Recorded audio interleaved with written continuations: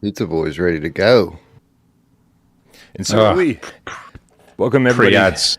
to would you say pre-ads? This is welcome to PSVR without paroles. What's up? Well, I have the stream ready so I can see it. I know. I have it ready to see, and it always throws up ads straight away. But obviously, ads are important, but they're annoying. They're annoying. They're very annoying. They are. OBS is also annoying. I just spent all this time making sure everything looks perfect, and everything just like went all over the place. What's up, everybody? Welcome to PSVR without paroles. Absolute shit show of a show. We're getting started. The problem is here, guys. It's not even noon yet, and nothing really happens before noon, as you know. But somehow, over on Upload VR today, they're doing their Upload VR annual showcase. I think they used to do a summer showcase, and now it's just the showcase. 2022. My name is Brian Paul from this channel right here, PSVR Without Parole. Thank you so much for joining us. To my right is Miles Dyer from Miles Dyer Official. I don't know which way I'm looking. I'm waving at you both. And on the far right-hand side of the screen, it's Wes Dillon from our friends over at Virtual Strangers. What's up, friends? Good morning. Who am I again? No, we have no identities before coffee. That's the one thing I'm aware of. But we are wearing great shirts today, aren't we? Yeah. Yeah.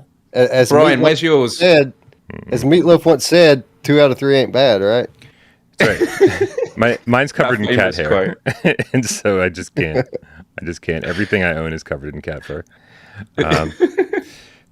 So guys, the show's going to kick off in about 27 minutes. We got a lot of people here hanging out with us. Thank you guys so much. We know that you could watch this pretty much anywhere, but you've chosen to watch it here with us. And for that, we say, why? But we love you so very much. Guys, first things first, this is... we're obviously going to jump into everything we expect to see today. I think this is going to be a really fun show. Upload tends to put on a pretty decent show. I think they've gotten better over time, and we're really interested to see what they've got planned for us today. But I mean, first things first, like, it's sponsored by Fast Travel Games. If we don't see a fast travel game, will we be surprised? Absolutely. Yeah. In fact, I think they said that we would learn what's next for them, and I'm just keeping my fingers crossed for, like, I might be in the minority here, but I would love to see another Apex Construct game, whether that be a sequel or, even better yet, a prequel. I think that game would be perfect to have a prequel entry into the catalog. So hopefully we'll see that here today. Yeah, Miles, any? How long has it been since they last released something? Because it was Wraith in 2021, but like, was that at the start of 2021 or was it towards the end? Like,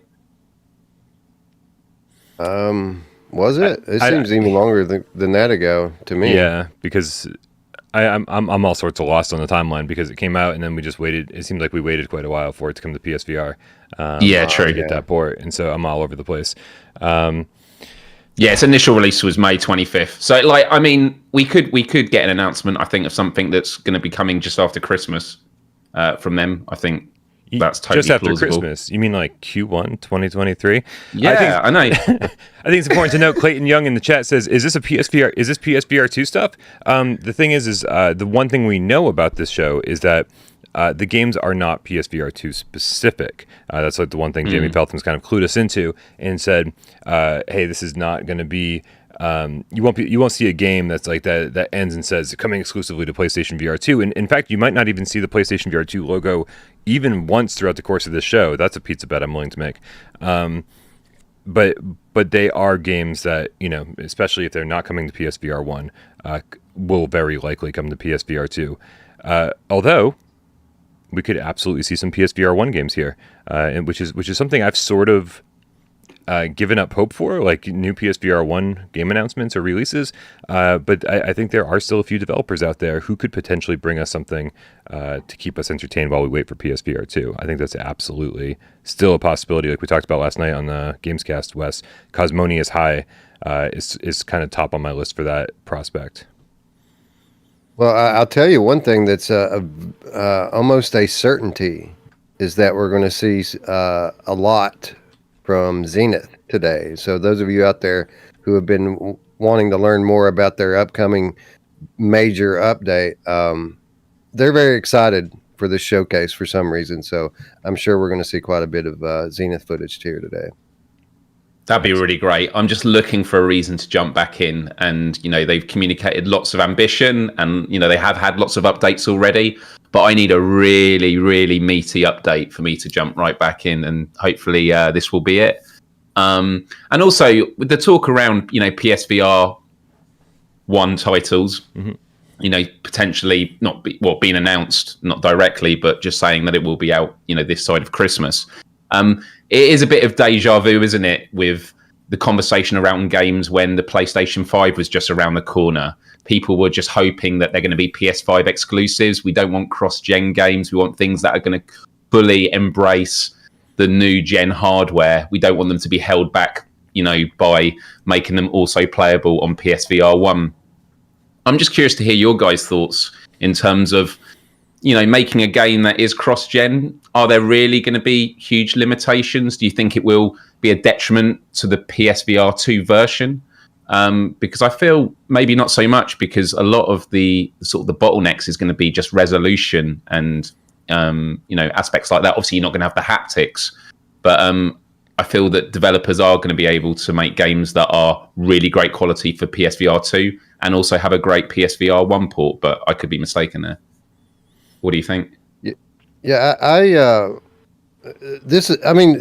we often talk about this as like it's a foregone conclusion that if a game is cross-gen, that it's going to be held back. But the truth about that is that it doesn't have to be. It's up to the developer. It's up to how much they want to put into the next-gen version versus the last-gen version. And, case in point, The Walking Dead Saints and Sinners 2 Retribution. Like, I fully expect the PSVR 2 version of that to stand out against the PSVR 1 version, which I also expect to be great. Because Skydance is an outstanding company and, is a great VR developer. So while we do often bemoan the idea of cross-gen because it gives lazy devs a chance to underperform, the ones that have the funding, the ones that have the team, those studios, they're going to produce good results no matter what. I agree, except we've heard so many people have been having problems getting their game running, and we're not talking about games of even Saints and Sinners caliber. We're talking games like much smaller. I won't mention any titles specifically, but they have major problems getting their games running on the OG PS4, and I think that's what really is holding back PSVR 1 from any sort of like extended lifespan. I think if Sony at some point had said, "Hey, you know what? It's fine. You can make games that are only compatible with the Pro and the PS5." The PSVR 1 would have had a much longer life, and we would have seen a lot more Quest 2 games come over for it, and PC VR games come over for it. But man, getting things up and running on the OG PS4 is just, it seems like such a monumental task for some of these developers that like they just, once they try to do it and it doesn't work out, they just have to move on and they can't spend a ton of time doing it. To the point where it is actually easier to develop for the Quest 2, because just the hardware just makes it easier for them to get their VR games up and running over there. So I unfortunately, I've seen a lot of people request this in the comments. A lot of people say, man, I really hope that the PSVR 1's not dead. I hope that Resident Evil Village is still coming to PSVR 1. And to be honest with you guys, I just don't think there's a lot of hope for that at all. I think at some point we have to go. We just have to let it go. Also, let's be clear, Brian doesn't want there to be PSVR 1 ports of PSVR 2 games because it means he has to review them earlier before getting to experience them in, their best quality. Right. Which is, I joke about it, but also there's a serious point to it. Like, it'd be amazing if it's like, no, it's going to be released when it's ready for PSVR 2. So there's no sense of, I've now got to play this version and then experience it in PSVR 2 because, right. That would be a shame. Well, I mean, Saints and Sinners 2 is coming this year for every platform but PSVR 2, including PSVR 1. And so that will be the first way I experience Saints and Sinners 2 on the PlayStation VR 1. That's where I'm going to review that game for the first time. And so then, when it does come to the PSVR 2 version, I'm just going to go, Foom, oh yeah, this does look prettier. Thank you. And then that's it, man. Like, that's probably going to be the extent of time I spend in Saints and Sinners 2 on PSVR 2. Real quick here, we got Looper, the Underground Game Cat, with the €2 says, Zenith hype, let's go. Yeah, I'm actually looking forward to seeing Zenith. Come with you, Miles. Like any excuse, I need an excuse to get back into that. And so if they give me some new quests and new things to do, not that there's not still a lot of stuff for me to do in Zenith. I just need to convince myself to do it, I guess. And Clayton Young with a $2 tip says, I think RE4 gave us a release date for PSVR 2, March release. I mean, that's right in line with what I've been hearing. I've been hearing for like 3 or 4 months now. I've been telling you guys Q1 2023, and I've been hearing late February, early March. So I think that maybe RE4's date is a little bit later than the PSVR 2 release date itself. But I mean, we're talking within the same month time frame. So I think we're pretty damn close on that. Yeah, I think the Resident Evil 4 discussion in the chat actually got started because someone, let's see who, Days Gone 2, says that Polish Paul said Resident Evil 4 is canceled. Is that correct? And if he said that, I'm not aware of it. But even if they were to come out and say that it's canceled, I wouldn't believe it. I would just think that it was some kind of a legal thing, right, with the Facebook exclusivity. That sounds like a very Polish Paul thing to say. Yeah. Yeah, we'll look deeper into that, and we'll talk about it when there's actually some news to talk about it. So, guys, do we think End Dreams is going to do any presence at this event? Do you think it's unlikely? I hope so. Because it was Ghostbusters Day yesterday. We've obviously heard about the PlayStation VR release. That was announced today, right? Yep. Time is just out the window. Yeah, no, I was ready to go to bed. I was like, man, we got a lot of shit to do today. We got 2 different streams to cover. We got an early morning, I've got an early morning, and I haven't been really used to getting up and getting things set up at 8, 9 o'clock in the morning. So I was by midnight I was ready to go to bed, and the news broke at 10 till midnight that Ghostbusters was coming to PlayStation VR 2, and I was like, that's fantastic. But now I'm not going to bed. But it was very, very exciting. And the only thing we've seen about Ghostbusters VR has been that they're saying it's an in-engine trailer, but it's not actual gameplay. So it should give you what they've been showing. It should give you a decent idea of what the game will look like, but we still haven't seen technically any real gameplay. So I really do hope. that this is something we see today. That's kind of top of my list, because I know a lot of people have been in the comments, especially from last night's breaking news video. A lot of people are like, "Oh, cartoony games. Oh, we need games for adults." All of the typical nonsense you hear. And I think that if we just saw maybe some gameplay and how exciting it could be, rather than just exploring and seeing Slimer or whatever, I think it could be. I think people would get a little bit more excited, especially Ghostbusters fans. So, yeah, I would be. I'd be a little surprised if we saw it here today. Not something from In Dreams, but if we saw specifically Ghostbusters, because I would think that if they were going to do a Ghostbusters promo today, then they would have just waited to announce that support until the show, right? Or that's my logic anyway. What do I know? Yeah, logic's out the window, man. Logic makes no sense at this point, right? Why nothing that's happened at all in the last few months has made any sense whatsoever.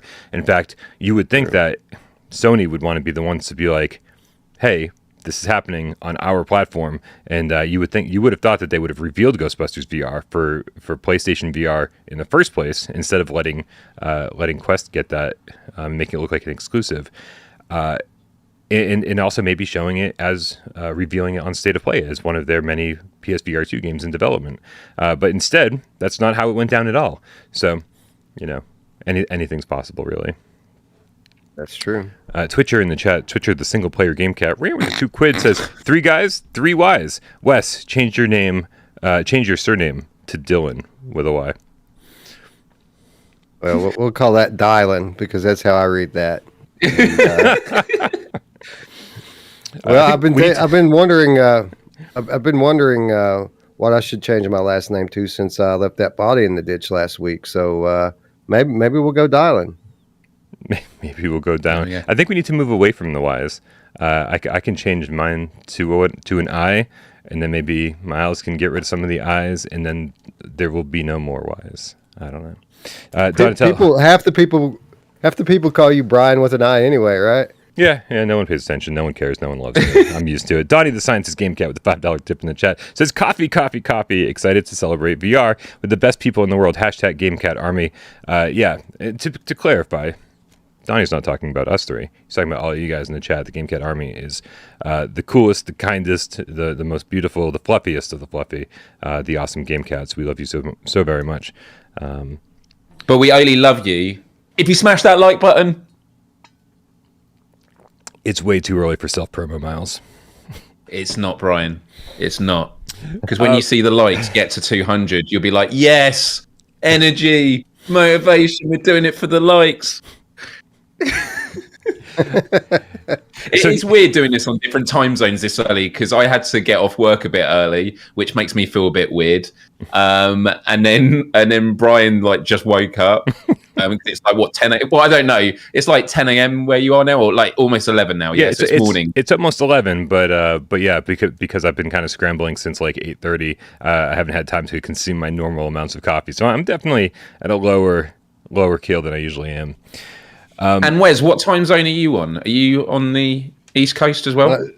Same as Brian, but it's a little different for me because I do a late night VR stream every Wednesday night, and we went till like after 4 a.m. last night playing Beanstalker. So I've had a few hours to rest since then, but we're all good, man. I tuned into Wes's stream at like what time did I swung by at like 2:30 something like that, and you were like, what are you still doing up? And I'm like, you're streaming. What do you mean, what am I doing up? Like, you're not even close to being done. All right, guys. So I really do, getting back to this showcase specifically, since we only have about 12 minutes until the show starts, and honestly, I do want to take a look over at what's going on over there. Because I know their stream technically started at a quarter of, but it's I'm assuming it's mostly just a countdown. Let me know if they had a countdown going into a countdown, which was great. Nice. But to be fair, the first one was an automatic YouTube one, but I think there's just a 10-minute countdown now. Okay. So yeah. All right, cool. Just keeping an eye out. So I don't know. I mean, I could be wrong about this. I don't know how much pull or whatever that Upload VR has. But in my head, I sort of envision this going down as the Oculus Showcase Part 2, right? The Oculus event back in April, they revealed things like Red Matter 2, Aspire 2. God, what else was on that list? Obviously Ghostbusters VR. And so I'm sort of wondering if all those games will have another presence here, because we didn't see a ton from any of those games. It was sort of just like, hey, they've been announced, and we'll show you more later. And I feel like this is kind of the perfect show, especially since that Upload is a little Quest-centric. They tend to focus on these types of games on these headsets. This would sort of be the perfect place for them to reveal more of each of these games. Do you guys have any like bigger bets, or do you think that's a pretty safe bet? I think you're spot on. Although I don't know how much more we'll see from those games, but I do think that the showcase will probably be somewhat Quest centric. That's where the majority of the releases are coming from these days. So yeah. Shapeshifter, the amorphous Game Cat, right with the €2 in the chat, says, finally a live stream at a reasonable time for me. Well, enjoy it while it lasts, because this won't happen again. I'm already in the process of writing a strongly worded letter to Upload VR, being like, what do you think you're doing over there at this hour of the day? No, it is really nice. Oh, they're showing trailers. Oh, well then, this is actually a brand new trailer, as I understand it, because I was just talking to this dev the other day about this game and giving them advice on this trailer. So it's good to see it out there. What is the got a nice Doom aesthetic, classic Doom aesthetic, hasn't it? With the flat enemy sprites. I love that. All right, here, let's bring that into full screen, and we can kind of watch these trailers as we do this. I'm gonna bring the sound up just a little bit. You guys can kind of hear it in the background. This is Shock Troops VR is what this is. It's from the developer of I always forget the name of the other game. He did another game like this for Rift way back in the day. This is so great. Yeah, it does look really Too good. early for me to remember. Yeah, looks pretty cool. I know I've mentioned it before, but I just really want there to be a classic Doom trilogy in VR. And I know that you can play classic levels in Doom VFR, but it's like still the 3D. It's sort of like the modern mix with you're the modern character and with the weapons in the classic levels, and they're like sections, I think, maybe not full levels, but to experience entire games. I mean, I say this knowing that on PC VR there'll be mods already for it, you know. But Quest, I want Quest. Yeah, Actually, I'd love to experience those mods are on Quest thanks to Dr. Beef. Shout out Dr. Wow. Beef. And Duke Nukem 3D. Oh man, just so many classics would be great. Yeah, there's so many first-person shooters still coming out, and like smaller ones too. And I know I'm going to get the wrong name on this. There's one called Exo Phase or something. I think Capcom has a game that's like is coming out that has a very, very similar name, but this is like it's almost like a retro-inspired first-person shooter. That like I'm just like, man, like in my head, of course, because I'm such a VR gamer, I'm like, why aren't you doing a VR mode of this or a VR option? Because otherwise that and other indie games just sort of start getting lost in a flood of other indie games. And I do think that PSVR and in Quest even still is such a great place for indie games to sort of shine, to be like, because I mean, you look at the PlayStation 5 store, the PlayStation 4 store, and it's just like it's a sea of similar looking indie games, and man, if you give those VR support, suddenly you stand out a little bit more, and suddenly you're like a bigger fish in a smaller pond. So I'm a little surprised that more developers haven't jumped on that train, just to kind of for the exposure alone. Yeah, and it's a popular genre on PC, so it is rather surprising. You're right. We had a few tips in the chat here before the show gets started. We got tax refund, love God and thy neighbor as thyself. GameCat. With a $2 tip says cross-gen multiplayer games at launch. Killzone, cell shaded. I'll tell you this: if we can't even get Among Us VR on PSVR 1, because that to me makes perfect sense, right? We get Among Us VR on PSVR 1, we get it on Quest, we get it on PSVR 2. It's just like the whole world plays together. Sounds amazing, and it seems like such an easy game to get up and running on PSVR with this simple cel-shaded graphics. I'm watching this trailer, by the way, and is this Hubris by any chance? This looks like Veil to me. Looks like Veil VR. Okay, yeah, that makes sense. I'm not sure, but that's what it looks like. Yeah, so I just think that it seems like multiplayer is one of the biggest hurdles that you have to overcome when you make a game for PSVR 1. It just seems like there's so many obstacles. It might not even be PSVR 1. It might be just Sony as a whole PlayStation platform. And so I hate to say it, but I think if we see any more decent PSVR 1 games, probably not going to be multiplayer. I don't think people want to waste their time on that. Alex the GameCat with the 17 Donkey Kong Country says, do you think we'll be able to play flat games with orbs? I don't think that works logistically because they're tracked by the headset. So well, I think what he's trying to say is to use the sticks and buttons as a gamepad input. It's certainly, logistically feasible. I don't know why they would ever support that, but yeah. I mean, the buttons are the same, right? So, well, it's funny. I guess they could do it. We got a comment on last night's show saying, "I wish people would stop saying that the Sense controllers are just a dual sense ripped in half because there's no D-pad on it. There's no touchpad. There's no, so it doesn't actually have the same number of buttons. Sorry, sirens on my end. Right. No surprise there. So yeah, it does sound like, well, why would you do this? Just seems to complicate things. We got Wally is now a GameCat, specifically a White Tiger with a Canadian $5 tip says, for the sleep deprived, that's me, go to the washroom, sink, run cold water, gather it in your palms, submerge your eyes one by one each time. Try this eye wash. We have 4 minutes before the show. I don't think I can abandon everything for an eye wash, unfortunately. I use lukewarm water, but we already did that. So, dude, I mean, I don't know about you guys, but there's a couple small studios that I've been patiently waiting to see what they've been working on for a little while now.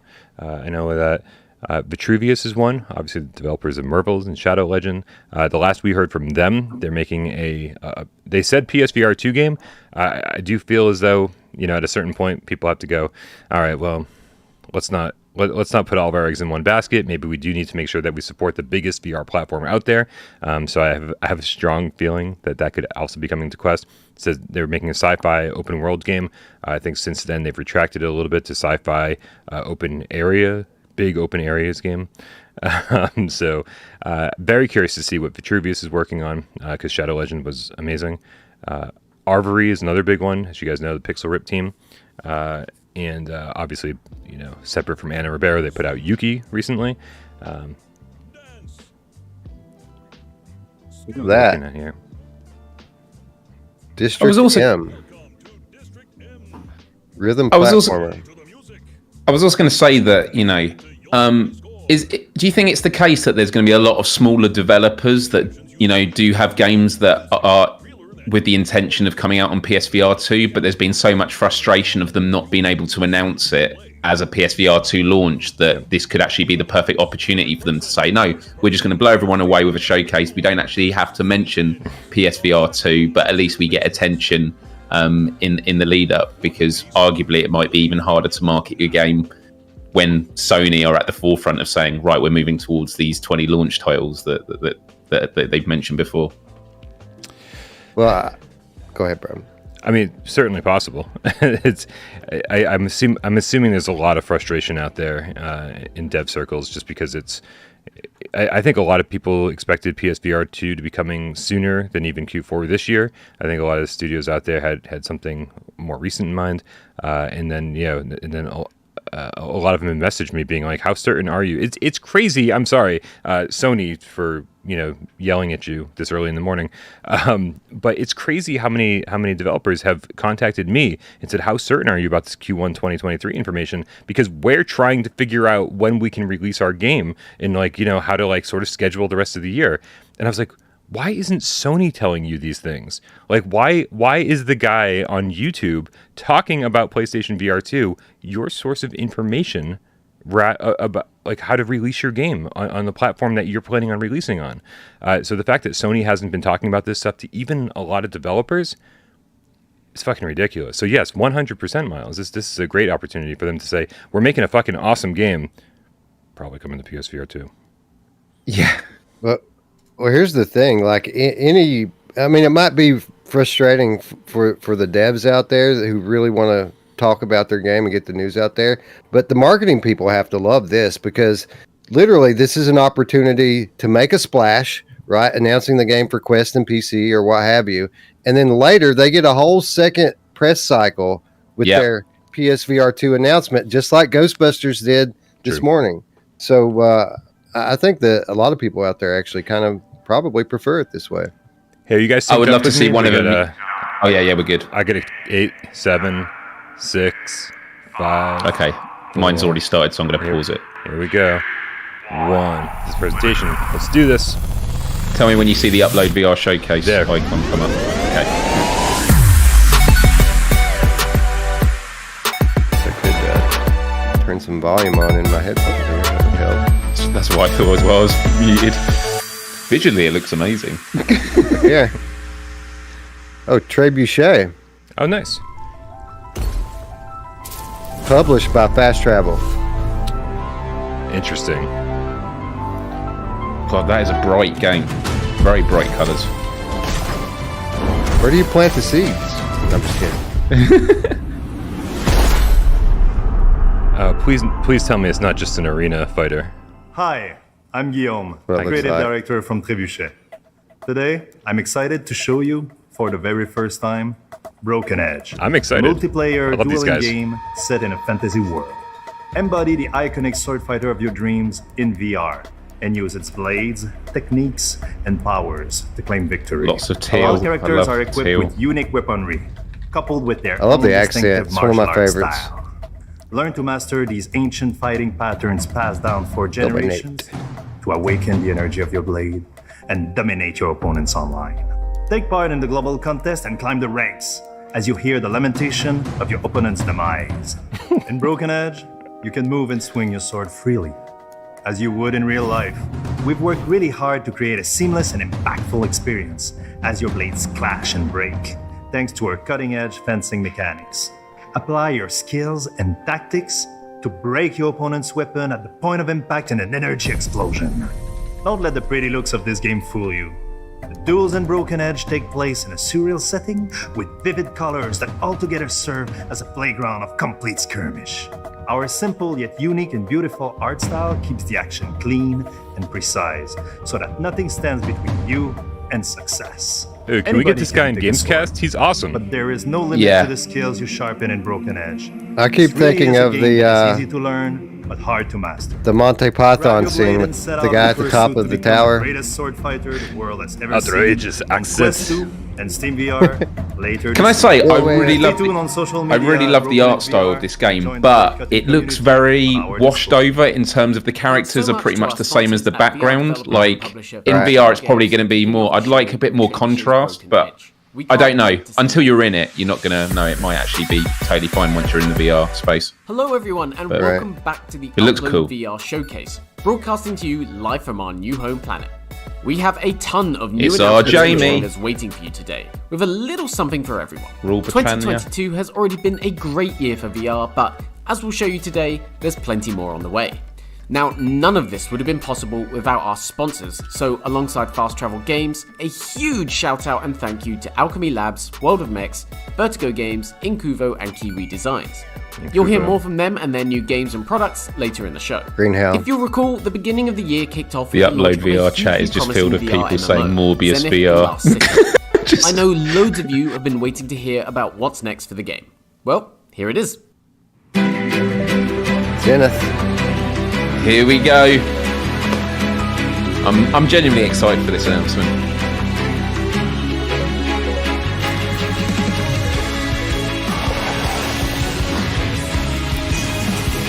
They make a good trailer, that's for sure. They do, and they really capture the feeling of being in VR in their games with flying and stuff. It's great.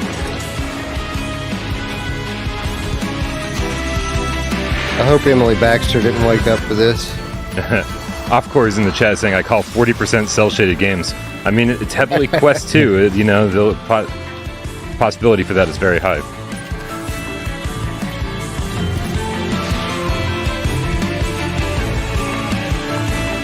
Oh man, flying in this game is so good. I do miss doing that. It is good. Hope they give us a date. That would be awesome.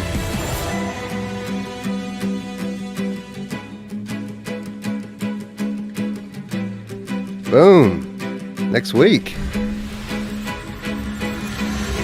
Nice. Oh man, yeah, you're way ahead of me.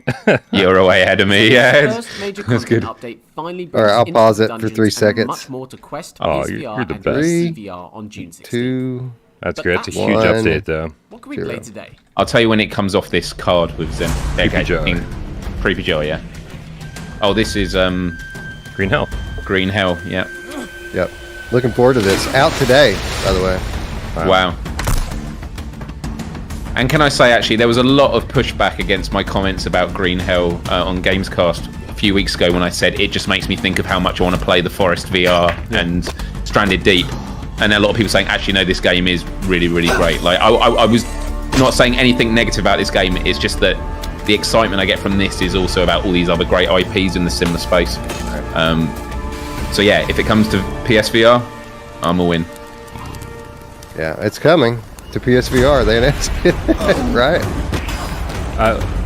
Yeah. Oh, yeah. Would they say late 2023? Yes, the PSVR version of Green Hell is live today. Yep. Thanks to Incuvo for sharing the launch trailer. Nice. Okay. Just keep thinking of Sonic the Hedgehog. Green Hell Zone. World premiere. Here we go. Right. What? Oh, okay. Cluj. As a child, new game from the studio that never brought you multiplayer. Oh, don't. Until I stopped running. Maybe they never brought you multiplayer. Oh, it's This is the multiplayer, just a different game. Is Tempest, champion of Exley. And the only running I do now is towards my destiny. Let's go! Oh, that's like a old school fighting game, huh? Rhythm though, that's weird.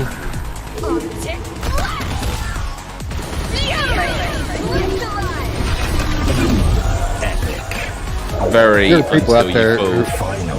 People are gonna love this. There's certain people that are gonna Creating a absolutely satisfying love that. VR fighting game is no easy task, but Final Fury's unique approach looks like it could pull it off.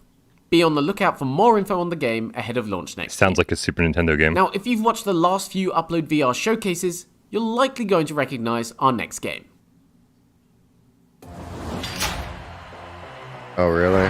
Welcome to the world. This might be a PSVR 1 game, Brian. Where the greatest Do we know? athletes from across the globe come to I don't truly know. compete in the most electrifying sports competition the world has ever seen. But, you know, like with the loss of dodgeball guns, no one plays that anymore. We could certainly use a nice competitive shooter. The parkour course helps athletes We could prepare to take play, on even the Solaris. most challenging arenas. Could we, Equipped though? with energy-enhanced battle shoes, athletes can sprint, what I double hear. jump, mantle, and wall run further and faster than ever before. Dude, I like double jumping and wall running. After dominating the course, competitors can head over to the blaster range to sharpen their skills. Fun and Rec Room, isn't it? Motorized blasters offer a sustained rate of Yeah. fire, but must be revved up before they start. If waiting for darts to launch isn't your thing, grab a priming blaster instead. Use single blasts for accuracy, or slam fire. There's to something unleash a about this that barrage just of looks darts. so sluggish. Once you're finished honing I was your about to skills, say the reloading. I like that they're probably doing it to make it clear on the trailer, but there's no way anyone is reloading like that. People just be going, "Why is it not?" Right. It's just a bad. Like, to me, this is just a bad trailer. Like, it's probably exciting to play, but everything looks so slow and sluggish. Across the map to maintain control and secure the win. That is the difficult balancing act, isn't it, with VR titles, is you want to make it look clear in the trailer, but you also want to capture the reality of what it's like to play it, and that's why when developers get the trailers spot on, it's amazing. More game modes, and of course, more blasters. I will say this: these maps look It's pretty Nerf or sizable. Nothing, August 25th. Yep. August 25th. There we go. Release date. Is Secret Location Finally, making we have that? a release date That's for crazy. Nerf VR. Weird to see We're their looking logo. forward to shooting you in the face with foam darts this August. So, enjoying the show so Wow. far? No. Like it's Gosh, maybe Jamie. a little Shooting us lighthearted? in the face. Well, What? don't worry. Things are about to get heavy.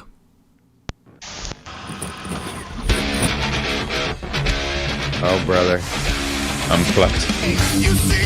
Of all the things I Oh, expected to oh. see. Okay. Yep.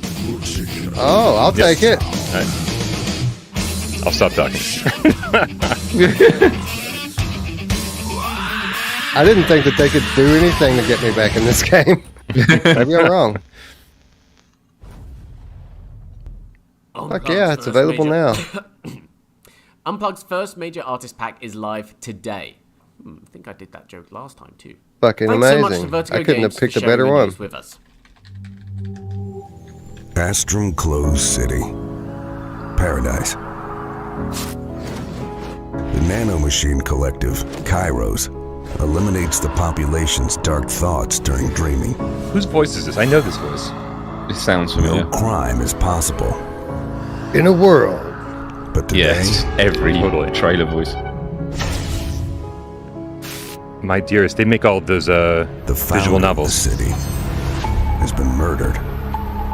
It's your duty, Supervisor Hal, to find the killer. Explore your abilities as a variant. Use your memory dive. Manipulate the past Great voice. and unveil the truth. Avoid the destruction of the last paradise of Looks humanity. like it might be cool. Bring the murderer to justice. Too bad it's going to cost $50. Yep. It'll be 2 hours Be long. careful. I wish it was 2 hours past long. hides mysteries. Tokyo Chronos was like forever long and so boring. For a reason. Let's finish this. Shouldn't I be dead?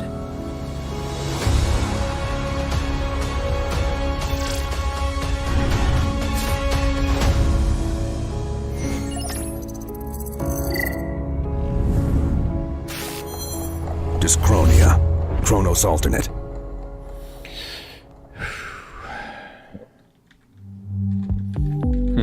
Trying not to sound Dyschronia is shaping disappointed. up to be an intriguing murder mystery from the team that brought you Tokyo Chronos and Alt Deus, and it's arriving later this year. Now, one thing we can all agree on is that VR presents new possibilities to make gaming more accessible and inclusive than ever before. Let's see how the minds at Alchemy Labs are doing just that. Can I just say, the quality of the chat in our live stream compared to the quality of the chat in Upload VR is night and day.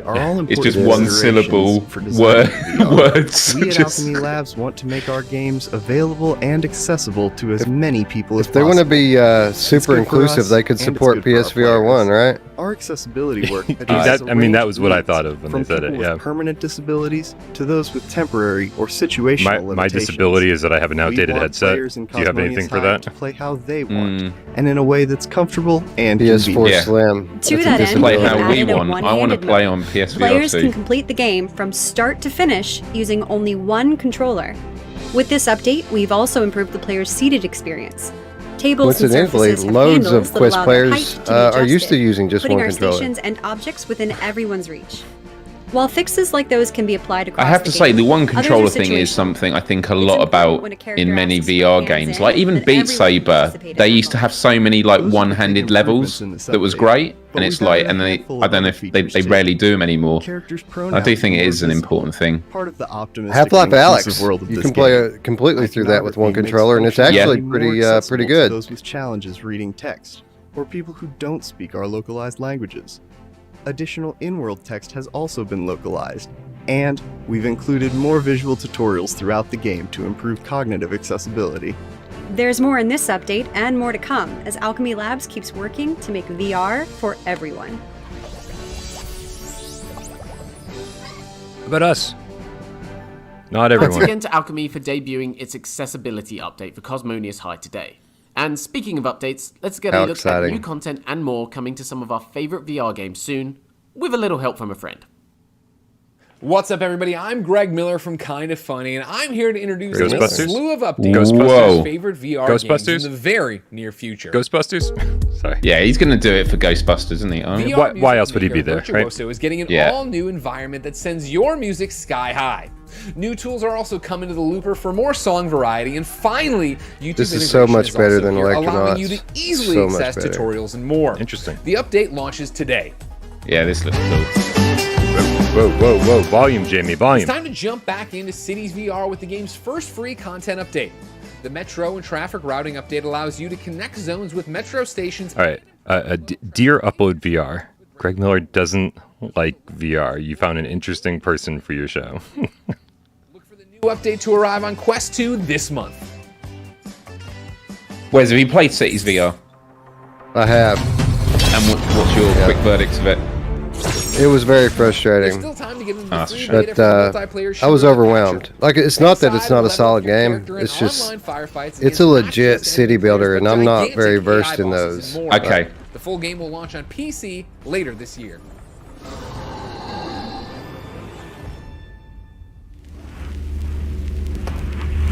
Oh yeah. Here's fresh gameplay from the Quest 2 version of Into the Radius. Here's a game you should play In on a your stalker-like Quest, shooter, you'll Ryan. brave the wasteland, Yeah. Great maintaining game. weapons and avoiding otherworldly I only have batteries in one controller, Wes.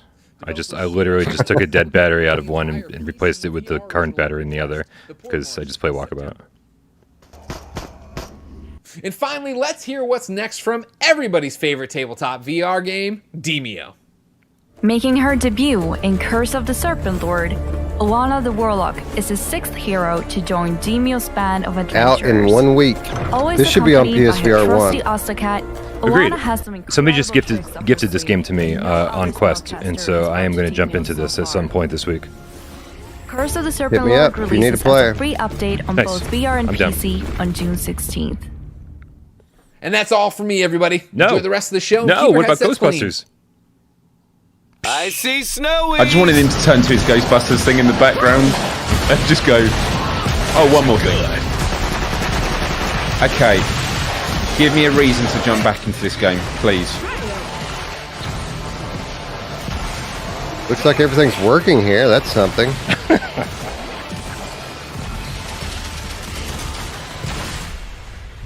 Yeah, then you see there's a little thing at the bottom that says not actual gameplay. So wait, that was a trailer for the shit they already put out like forever ago? Yeah. Okay. Is this the end of the showcase? Like, what's going on? Hardcore. This looks like Rec Room. This looks like exactly like Rec Room. Yeah, it's just Stride. It's Stride multiplayer, yeah. Which I don't feel like we're ever getting on PSVR. I feel like we'll get the campaign, but I don't think we're getting multiplayer. Again, Sony's just a beast to deal with multiplayer. Well.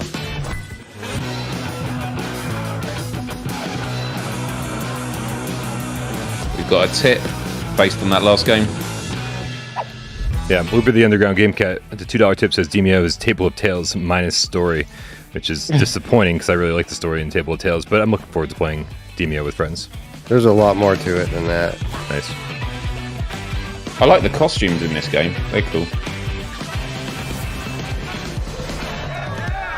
Yeah, it'd be cool if like regular Stride looked like that. I like the Rec colors. Room has so many costumes, but they're all just so bland and samey. The multiplayer update for Stride has been a long time coming, and you'll be able to jump straight in once we're done here. I need more. Don't go anywhere yet, though, That looks because cool. we've got another high-flying surprise for you. Ooh. Alright, good dev.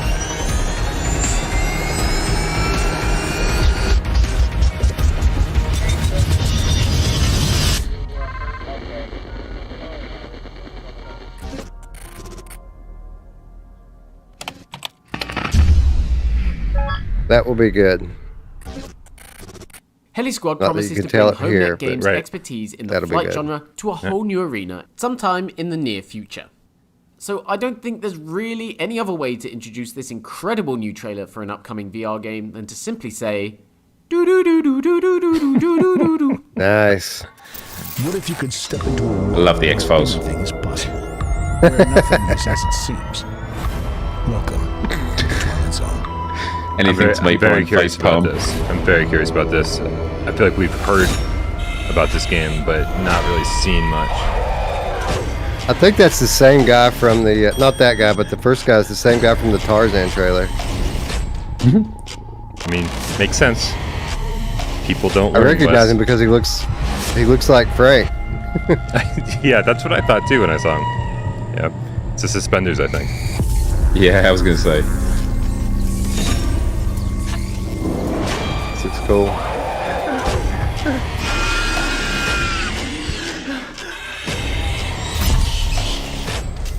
Love it. Can't wait.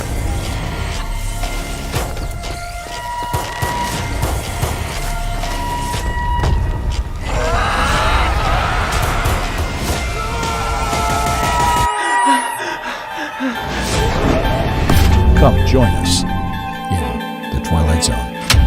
Best in show so far. Agreed. They actually made a decent mixed reality trailer, which is a rarity, actually.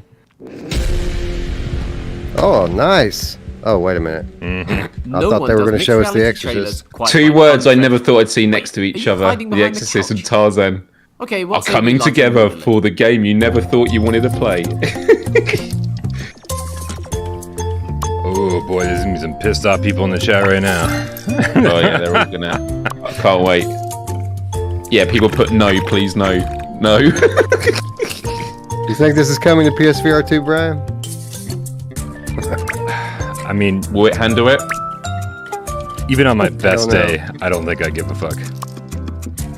Like I feel like I'm one of the most open-minded people in the world when it comes to games, and be like, I will try everything, I will play everything, and if this comes to PSVR 2, I'm gonna go, I gotta play this.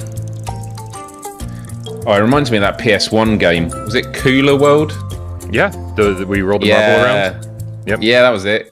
Pathcraft looks adorable. I like the name of the dev. One for fans of the Devil, classic Lemmings games. Devil Cow Studios. On release dates and platforms later. Published by Vertigo, huh? So that's what they're doing. Hello everyone, and welcome to our show. Here we go. We will be presenting Hubris. We will show you some new in-game footage, and we will introduce you I interviewed to our this guy. sci-fi studio. But first, what is Hubris all about?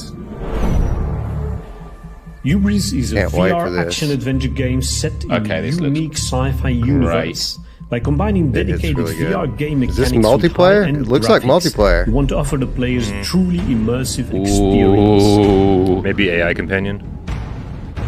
After giving you the chance to test our demo, we have been working hard at Cyborg to get the game finished for release fall 2022.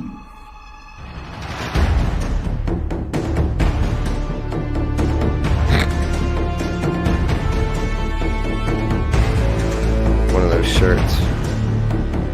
Yeah. For those who wonder, the demo was just the start of the adventure. There's much more to explore in the final game. And although we don't looks like spoil this in too there, much yet, by the way. here It is looks some like new this. It in-game really does. footage.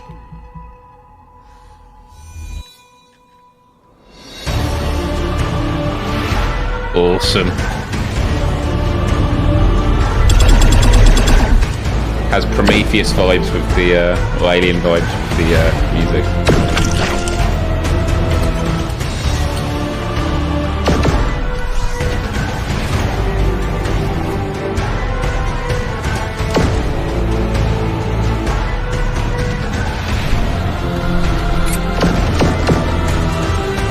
Thanks for watching and stay tuned. Definitely could be a PSVR 2 launch title.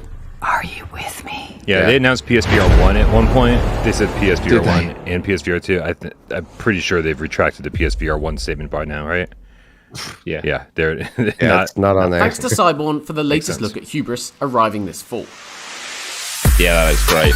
So we're just about halfway through today's show. Whoa, halfway? Hope you're having fun. Halfway. Because we have plenty Wow. of new game I figured they were wrapping up. on the That's way. great.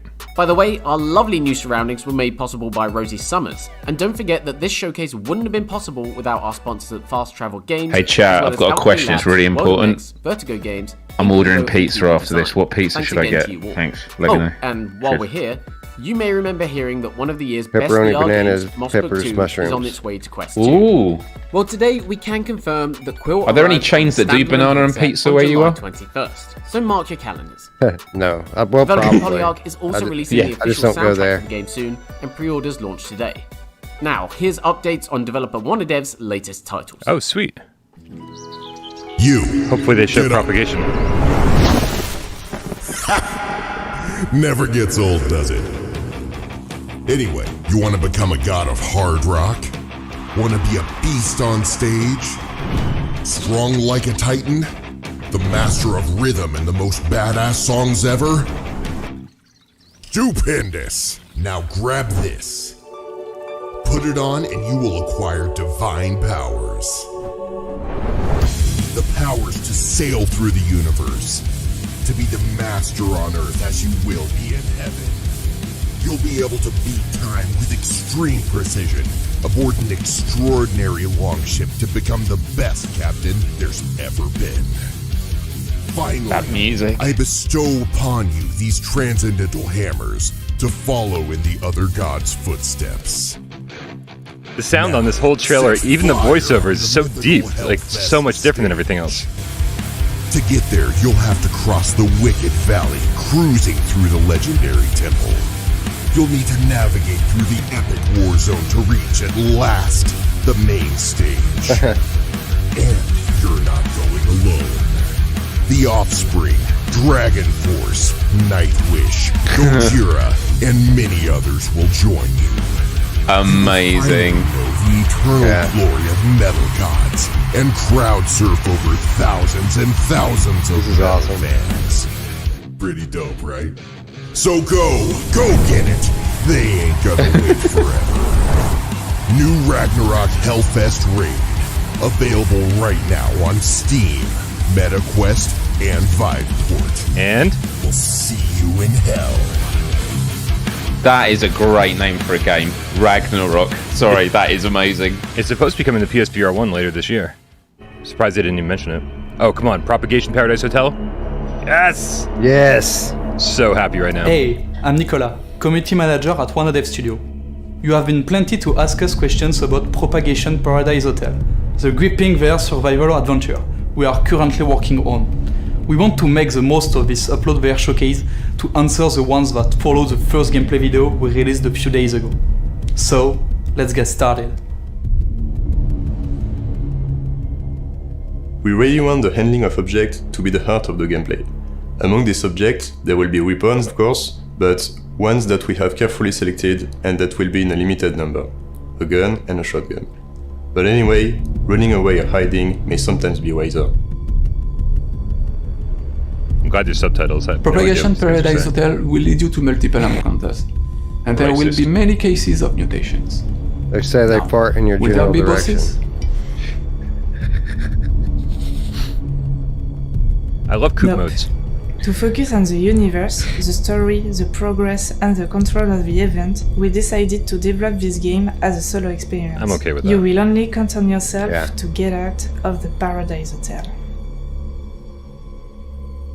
Today, we're happy to officially confirm that the game will be available on the MetaQuest 2 store. Do you have more questions? Join us on social media and consider following the game development by adding it to your Steam wishlist. Yes. See you soon. That I've got confirmation on that.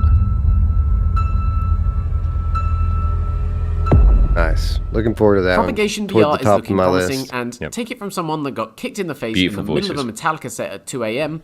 Hellfest is a great music festival, and Ragnarok's unique partnership is a perfect fit for VR. You can pick it up from today.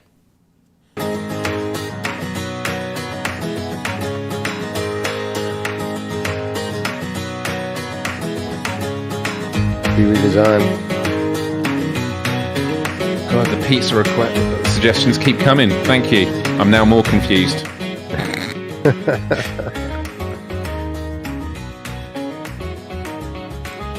I love this. Like, hey guys, we found out how to make your Quest 2 comfortable. That's all the advertisement should say. We figured it out. Ish. Right.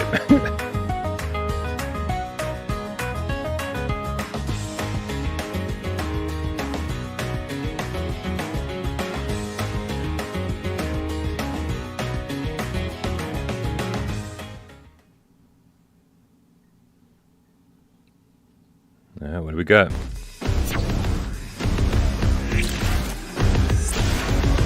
Mother Gunship Forge, maybe? I don't know, it's a little cartoony. I'm so confused right now. Yeah, this looks like Mother Gunship Forge. This should be out soon, actually.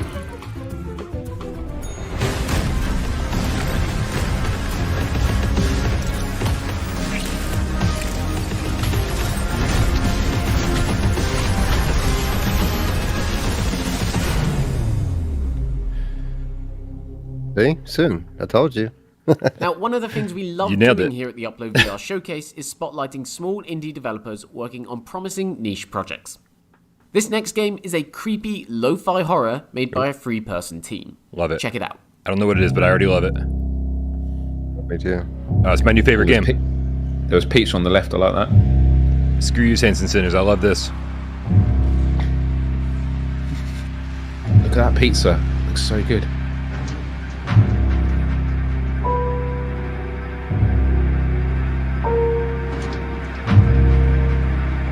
What's behind the door? What's behind the door? Pizza, man. If only. You ordered banana pizza?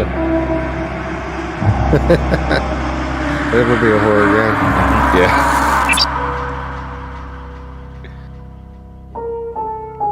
Liminal phase. Well. So those enemies are either giant walking it's a thumbs Steam game. or evil Wow. Humpty Dumptys, right? Interesting. Weird. Either way, Liminal Phase looks like it will offer a different kind of horror experience on PSVR next year. So far today, we've featured a lot of great games from a lot of great genres, but I don't think we've really spilled quite enough blood yet. What say we balance those scales a little? Oh, this is going to be incredible. I played the alpha for this, and it was amazing. Wow. What's this, Hell something or another? They all sound the same. Hellsweeper. Hellsweeper. This is going to be very good.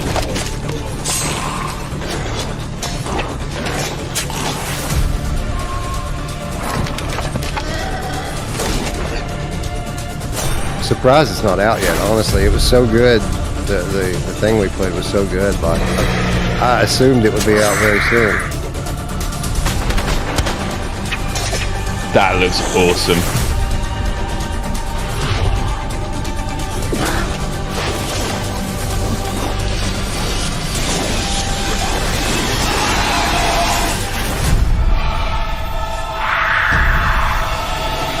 Wow.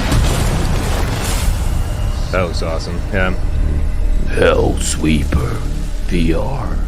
I actually didn't know that was you. I was like, really? They did that on the trailer? Finally Really? confirm that Sorrento's follow-up Hellsweeper will bring its brutal brand of combat to Quest 2 as well as PC VR, with Vertigo Games on publishing duties. Yeah, this is definitely PSVR 2 Earlier this year, as well. developer Digital Load returned with the reveal of VR stealth game Aspire 2. Here it is. Today, we have all new information on what to expect.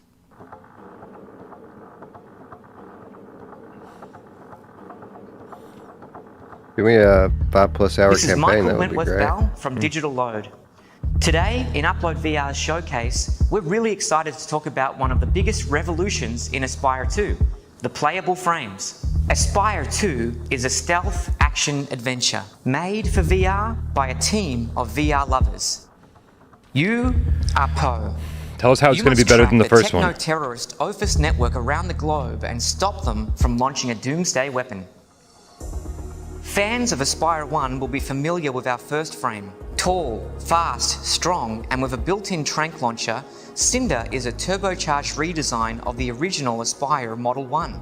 Then we have Sooty, a smaller frame, capable of navigating under objects, small events, and higher pathways, and distracting guards with its built-in noisemaker.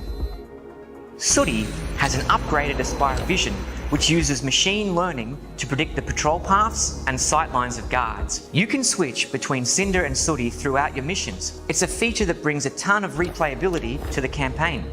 Something key to the gameplay is the height differences.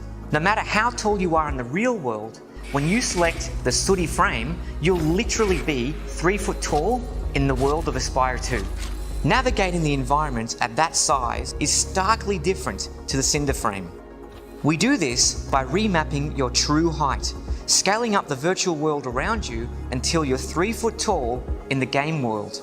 It's not just the world we adjust. That's pretty cool. We're also scaling the IPD, the distance between your eyes, to be physically correct to the height of Cinder and Sooty.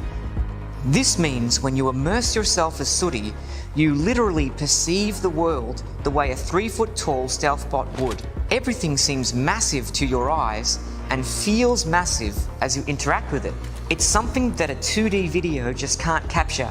You have to jump into the headset and experience it for yourself. A great way to explore the frame's full potential is in our co-op multiplayer mode, and that's something we look forward to covering in our next developer diary. Yeah, I mean, co-op's about the only thing that can save Aspire for me. I'm just so uninterested. They like somebody in the chat said, fool me once. VR games we're looking forward to playing later this year. And there's much more where that came from. Let's hand it over to Upload VR correspondents, the Between Realities team.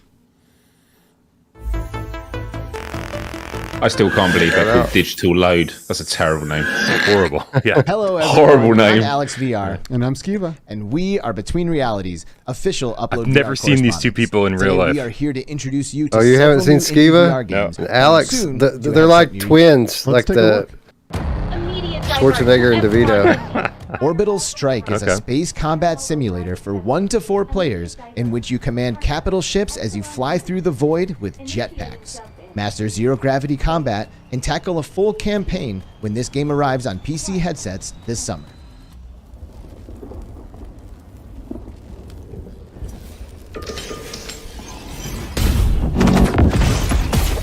The Wand series returns with more multiplayer spellcasting in Wand's Alliances. This time around, teams of 3 players would go head-to-head, building their own loadouts and competing in tactical battles. Still with the teleportation. It's due to hit MetaQuest 2 on June 30th.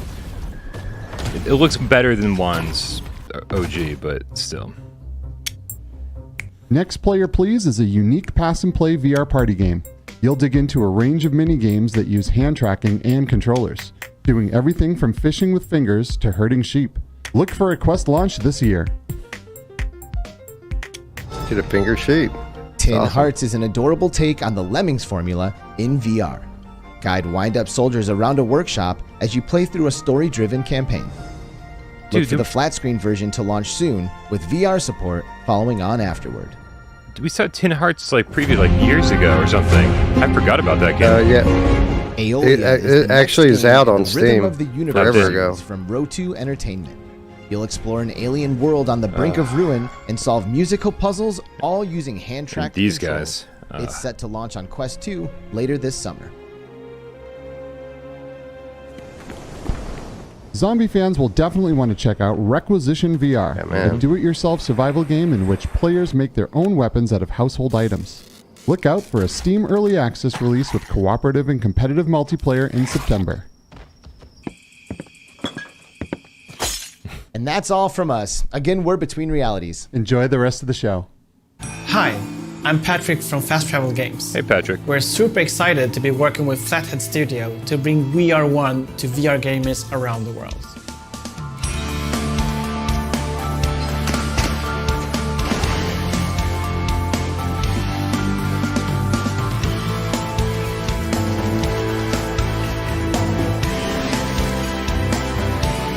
So many of these time loop games coming out now. Yeah, Transpose did this years ago already. Yeah. But it looks like an interesting, I guess, maybe evolution of the formula. Solve a mind-bending puzzle with the help of a gun and your better half. Clone and team up with yourself through time loops and blast your way through puzzles together in over 50 action-packed levels filled with vicious enemies. Wait, how do you know you aren't me and I'm not you? We are one, remember? Stay tuned at VR1 VR on all major social media platforms for more information soon.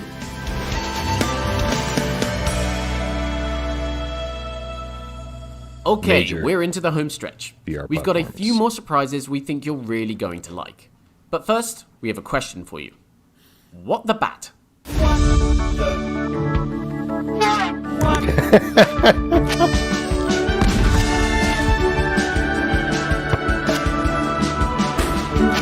Oh my goodness. PSVR 1 confirmed. This is actually my kind of game. I mean, it's super cute, but I don't know. There's something about seeing all of these cartoony games, all of these sort of half measures in a row that just is really depressing to me. It's almost over, Brian. Next year, get here soon. What the bat? That's fine, Wes, but not all of us are going to make it to next year. Oh, that's true. Stop dancing, Miles. You're irritating me. From the developers of What the Golf comes this crazy But what the bat, physics-driven Brian? VR game What the that reminds bat? us of Watchalong. Expect to hear more soon. Now, at the start of the show, we issued a warning about profanities. I have to stress that this was solely for this next game. So if there are any young ones in the room, please cover their ears. And probably their eyes too, just to be safe. I'm watching the chat just get filled with profanity. Sand lizards, this is it. Rook 39 AI tower, regular shipment inbound, and you are taking it. Should be impossible, right? Digging the vibe so far. 100% correct. If it weren't for the corresponding municipal mayhem event that's gonna turn Gambit? the streets into full-on chaos. No. Nailing everyone in front of the Maybe. telly, including security. Now it's key that you don't fuck around. Focus on the mission. Whoa. No monkey business. Stick to the plan. You'll be loaded as a warlord by dinner. Frank, Uno, Kobe, and Kevin, right? A husky fifth of the 12 mil cash plus 50 in gold split between you four fuckos should make for a nice holiday in the Pleasure Towers. Whoa. Are you kidding? Fuck a fifth, dude! We're getting a 10th! You cheap radio face bastard! Sand lizards out! Kevin, retard! Fuck's sake, you absolute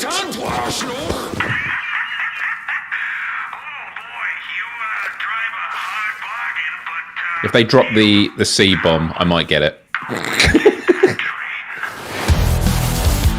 Yeah, it is Gambit. This is from Gambit is a really X-Rail. promising and foul-mouthed co-op shooter from the team that brought you Zero Caliber. You mean the team There'll that be didn't much bring more us to Zero share on it Caliber? later in the year. So that's what they've been doing instead of making our games. Okay. Among Us, here we go. I'm trying not to be disappointed with everybody. Come on, Shell Games. Come on. That's adorable.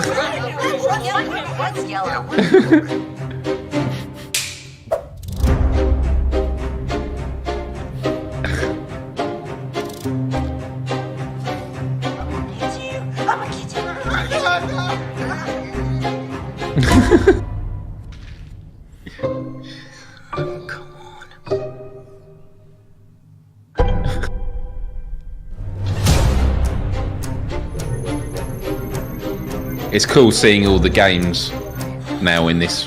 Yeah, I agree. Like this not coming to PSVR 1 is one of the major disappointments of the year for me. Plenty of games, whatever. I don't care. But this seemed like something that was going to be really, really fun.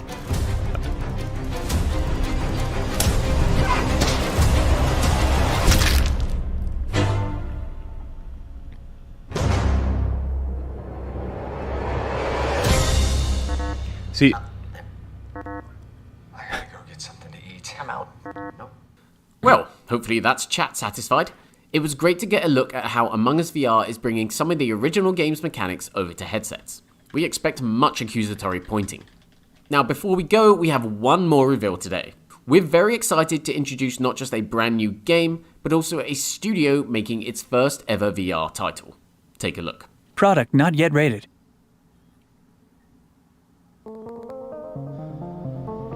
Come on, don't suck, don't suck, don't suck. We have faith in you, first time studio.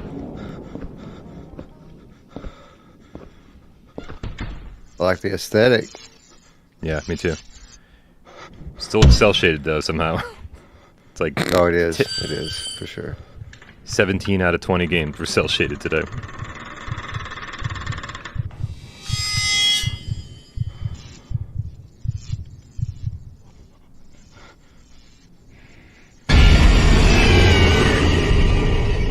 I really want this. I don't know what it is. Team 17. I love it. They showed absolutely nothing, but I want it. Yep. Dude, I'm not that hard to please. People think I don't like entire genres. I'm like, but I'm not that hard to please. Team 17 though. Awesome. Good British studio. I'm losing interest. It seems like the end. Yeah, that's it. This is the And end. that rounds out this summer's Upload VR showcase. We're so glad you could join us today and want to extend a huge thank you to the Herculean efforts of each and every developer and publisher that took part. Thanks again to our headline sponsors at Fast Travel Games and the teams at Alchemy Labs, WorldMX, Vertigo Games, Incuvo and Kiwi Designs, as well as Pixelity. We'll be back for more this December.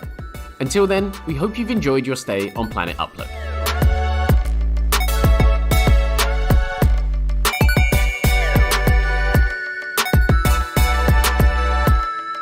Okay. How are we feeling, chat? I feel pretty good. Like there was a lot of fluff in there, and I know you love fluff, Brian. As long as it's got some peanut butter attached to it. Yeah. They could have concentrated that down and made it 20 minutes shorter and have it be really good, because there was good stuff in there. There was. But you had to kind of had to pick the marshmallows out of the Toasty Oats cereal, if you know what I mean, right? Dude, I mean, I just need to get this out of the way, because this is what I was thinking the entire time. I made a video a while back called How PlayStation VR 2 is going to Save VR. And this is exactly what I'm talking about. The fact that there's, like, every game kind of looks the same. And eventually, that you get all these people buying Quest 2s. But we all know that you put the headset on and everything's amazing when you first play it. Every VR game is amazing. It's so cool to check out everything. You want to get your hands on everything. You want to get your eyes into every single game that you possibly can. And then eventually you go, okay, I need something better. I need, like that wow factor of playing VR wears off eventually. And this is just, to me, this is like such an indication as to where VR is right now, and it's not a good place. Like, I think there were good games shown, Wes. I totally agree with you, but like 90% of that was like, I think a lot of these games, even if there are good games in the showcase, a lot of them are just going to get overlooked because they all just kind of look the same. And I do really, really think that Quest 2 is holding back the VR industry as a whole, and it's super fucking frustrating to me. Now that I've gotten all that out of the way, we can probably focus on the positive, unless you guys have any gripes to add before we move on. I know. I mean, I just echo. But you go, Wes. No, I was just going to basically say what I already said. It's just, there was good stuff here. There was some really good stuff here. It was just kind of watered down, as Brian is alluding to, by your typical Quest releases. So, I mean, the eternal optimist in me is excited. I'm excited for Propagation. I'm excited for Hubris. I'm excited for Gambit, Twilight Zone. I mean, I'm even, call me stupid, but I'm a little curious about Aspire 2. It looks like there's enough of an improvement there to at least make me want to check it out. And then Pantera. Come on, man. Pretty cool. Listen, I'm very happy for you in the Pantera thing. I'm still looking forward to Ragnarok coming to PSVR. This does bring up an interesting point, though. Blooper the Underground Game Cat with the €2 says there were 0 PSVR mentions, right? And then makes an amendment to that with another €2 and says Zenith had a PSVR logo. The fact that we know that Ragnarok's coming to PSVR 1, but there was no mention of it. The fact that we know that Among Us VR is coming to PlayStation VR 2, and there was no mention of that. There was not even a logo. Like, it's weird, right? It's like this felt very specifically a Quest 2 showcase. There was like one game that was like, oh, we're coming to Steam VR, we're coming to PC VR, whatever it was. And the rest were like, it was a Quest 2 showcase. And I do feel like something felt off about that. It was like, you're not even mentioning the other headsets that these games are coming to, and I don't know if that was intentional or if that was, if that had to be done. I know not every developer is allowed to say, "Hey, we're bringing our game to PSVR 2." I don't think you're just allowed to stamp the PSVR 2 logo at the end of your trailer without talking to Sony first. I don't know how it all works, but it feels like something was amiss here today. Yeah, I think you're onto it. I'm sorry. Yeah, I mean, look, there's always been a divide in terms of sort of the game offerings on the different platforms, and I think that gulf is actually going to widen so much more with PSVR 2. It's going to be interesting to see how things play out throughout the next year.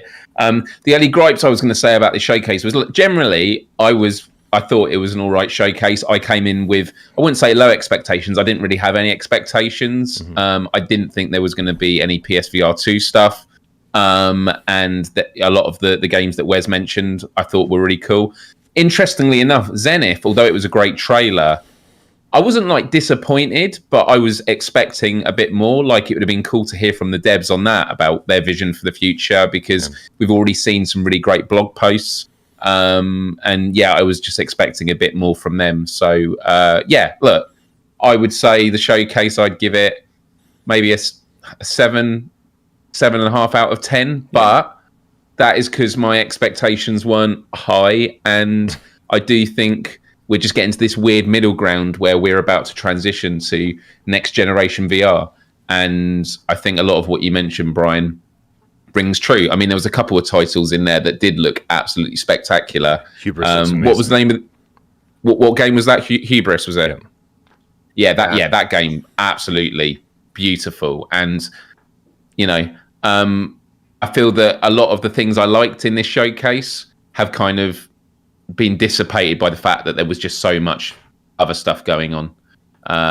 It was a very long showcase, which I don't mind, but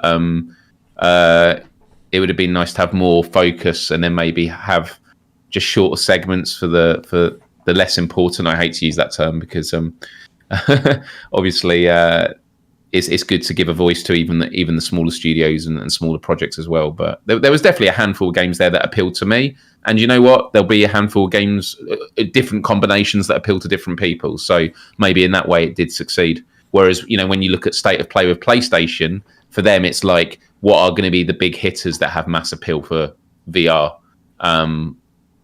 which is definitely going to come into play more so as we move towards Christmas.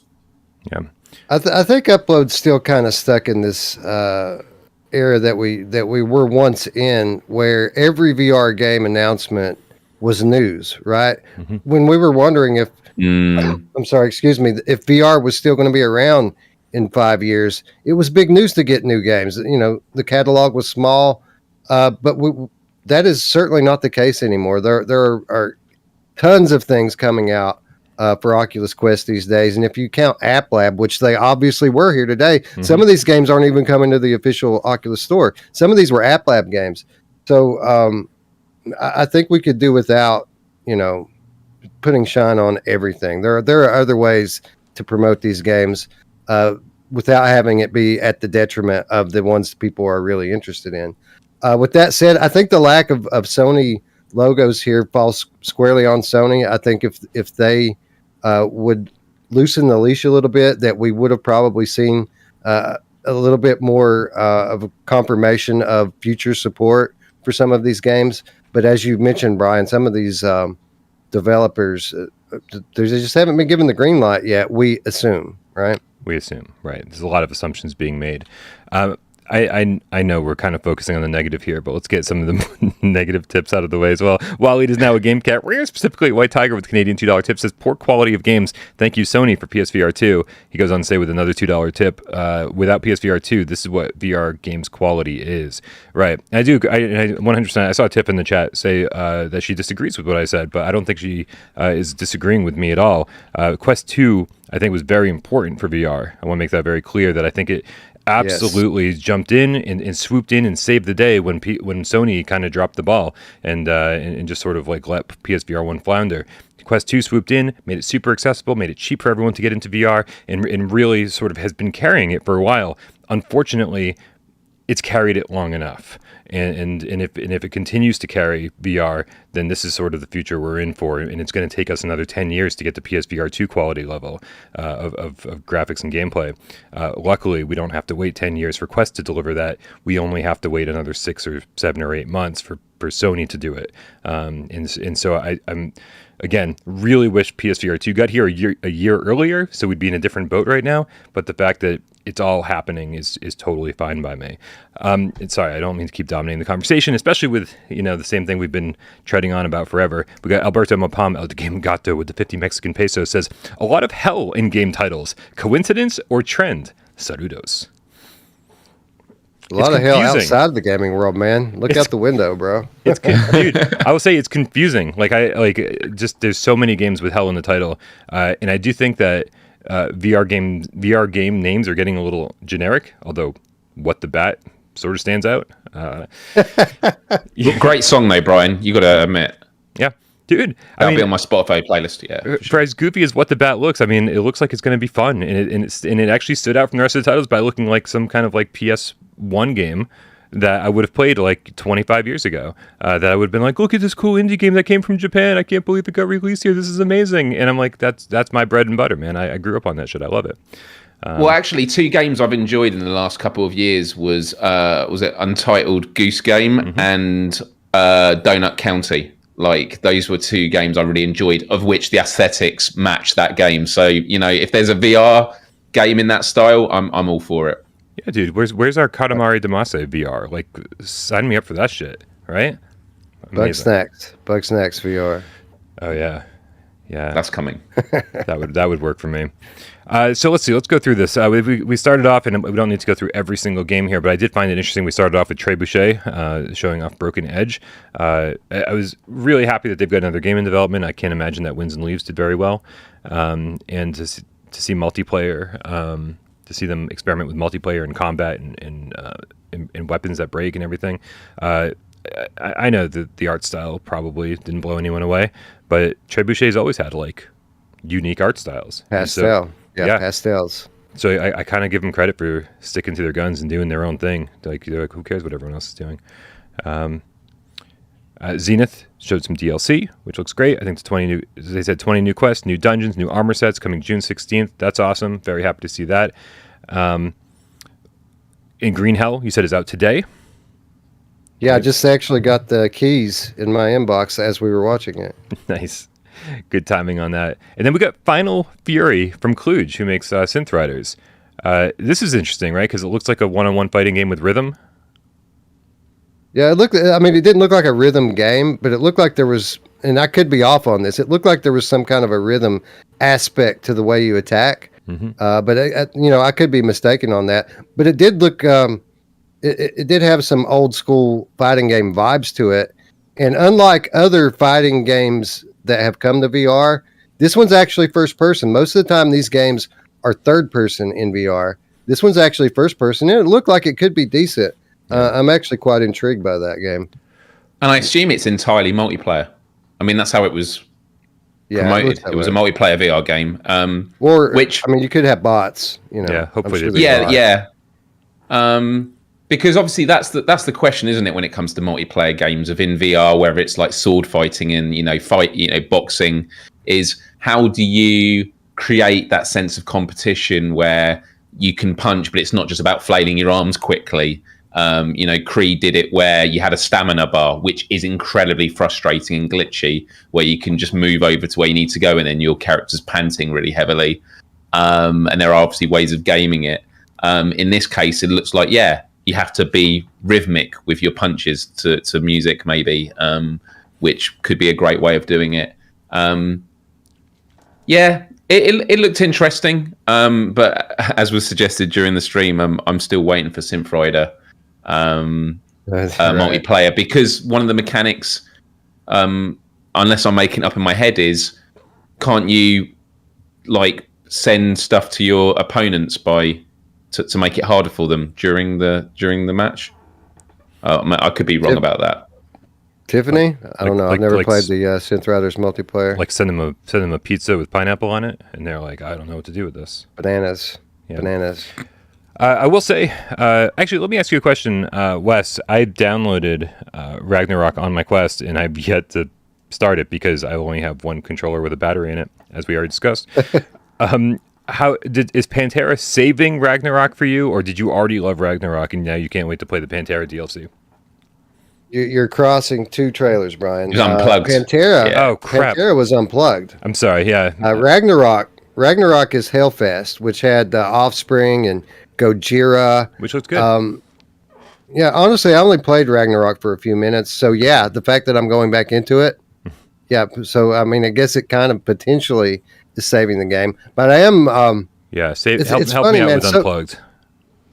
Unplugged is like Guitar Hero in VR, and it would be cool, except it's a hand tracking game. Like it's no controllers. It's hand tracking, which means there's no tactile feedback. There's no buttons. It's all air guitar. The whole thing is air guitar, and the tracking wasn't perfect when we played this. Now, with that said, Quest 2 has had a hand tracking 2.0 update since then. It's supposedly a lot better now. So it might be better, but I've never been motivated to go back into this game because of my first experience until now. I'm a huge Pantera fan. I've seen them live 7 times. I've met them a few times. Nice. Love Pantera. This is enough for me to give any game a second chance. So we'll definitely be checking out Unplugged again. I gotta say, Dyschronia was interesting to me, only because I haven't loved their first 2 visual novels. They did Tokyo Chronos, and then they did Aldeus Beyond Chronos. But I will say that the leap from Tokyo Chronos, which had almost 0 interactions, almost 0 VR. I don't even want to say VR uses. It's just there was no point of it being in VR. It didn't do anything to warrant it being in VR. The fact that they keep trying and keep improving is making me really hope that they're getting closer and closer to a full-on Danganronpa styled visual novel with lots of interactions and lots of gameplay. So Dyschronia, I'm really hoping that this is a yet another huge step forward for them. And I'll say Twilight Zone was as simple as those environments looked. It did look intriguing. It seemed like a game that could really live up to the Twilight Zone name. I mean, I don't know if you guys have. I think, and I've said this often. I think that surrealism is so impactful in VR. It blows me away that we don't have more games that rely on that kind of waking nightmare, waking dreams state that a few games have done very well. But you know, it's so effective when done right. It's very surprising that we don't have more games like this. So if for nothing else, I like the instability that game apparently is going to provide, and I look forward to a different experience in VR. Agreed. And I'm really curious to see if Pocket Money Games is capable of doing this, of living up to this name. We had a big conversation about them on yesterday's Gamescast, I believe, and we're really hoping that they can deliver. They can deliver, especially because they're going to be the ones in charge of the Exorcist Legion VR Sin, and so if they don't deliver on Twilight Zone, I'm not going to be looking forward to Sin very much. Here's what's going to happen: is they're going to do a good job on PC and Quest, and then Funtrain's going to hire some shitty no-name studio to port it to PlayStation VR, and it's going to suck. Who knows, man? Just judging by history. VR Monkey's everywhere, man, and now that VR Monkey's worked the kinks out, maybe they'll get it right on the first try. We'll see. Kind of excited. What else we got here? I mean, Hubris. That seemed Hubris might have been the star of the show. I think you're of the three of us. You're the only one that played the demo, right, Wes? Yeah. I absolutely was blown away by it. It just absolutely stunning visuals. And typically games like that don't offer much in terms of gameplay, but completely surprised me here. It immediately kicks you out into the water with freediver style swimming, but there's enemies in the water that you have to kill, and then you have to collect like their biological matter after you kill them for crafting. There's climbing, there's platforming, there's an amazing sci-fi world here. So much to look forward to with this game. I would say that you're right. This is probably the star of the show. I'm glad you said that's really good to hear, because from seeing the visuals, that was a lot of question in the chat as well, is like, okay, visuals are great. What about gameplay? Because there was a lot of just looking around. So hearing that feedback from the demo, especially, I assume, so you've been in the water in combat. You've also been on a ship doing on-land combat. Very, very, Subnautica vibes, especially if you're crafting with matter that you extract from your enemies as well. So, that's really, really cool. Yeah. I wonder if that demo is still available. I might stream that. If it's still available, I might stream that so you guys can see, because, it's about 30 minutes, but it's they show you a lot in 30 minutes. Two things. One, Hubris, I did see somebody in the chat asking, isn't this like an episode 1 style game? Like, isn't this just like the first part? And when I interviewed Kuhn back during April's PSVR AF last year, he made it very clear this is a full game. They just have more episodes in the works. Like, so whether they're calling it Chapter 1 or Episode 1, don't worry. Like, you're getting a full game here. And so even if the second one never comes, like, you should be happy with what you've purchased. And two, All You Are Is History in the chat says, Twilight Zone ain't coming to PSVR, PSVR 2 probable. As far as I know, All You Are Is History, unless they changed anything in the last week or two, they did say that it's still coming to PSVR. It just doesn't have a release date on PSVR 1 yet. They're just bringing it to Quest 2 first. So we shall see if they are a team of their word or not. At this point, I don't have faith in anybody. What else do we have here? We have Ragnarok, Propagation Paradise Hotel.